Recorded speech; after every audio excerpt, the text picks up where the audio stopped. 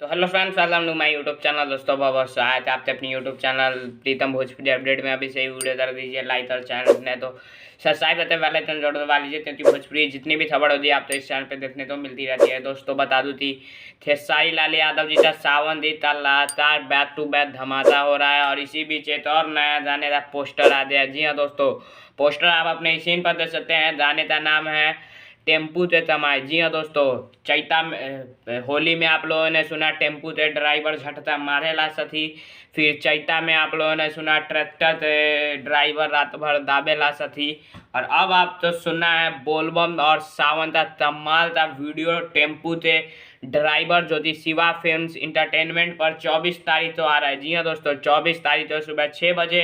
जिस गाने का लिखे हैं प्यारे लाल तभी जी, और म्यूजिक है आर एस शर्मा जी का, और गाने का नाम है टेम्पू ते ड्राइवर। तो जरूर सुनिएगा और भरपूर प्यार दीजिएगा, क्योंकि ये गाना बहुत ही कमाल और बवाल होने वाला है। जी हाँ दोस्तों, सावन गाना है टेम्पू ते ड्राइवर, प्यारे लाल तभी, आर एस शर्मा जी का म्यूजिक है, प्यारे लाल तभी ने लिखा है इस गाने। तो शिवा फिल्म्स इंटरटेनमेंट पर सुबह 6 बजे 24 तारीख को रिलीज किया जा रहा है, जिसे गाया थे खेसारी लाल यादव जी ने। तो जय हिंद, जय भारत, बहुत ही बवाल होने वाला है, तैयार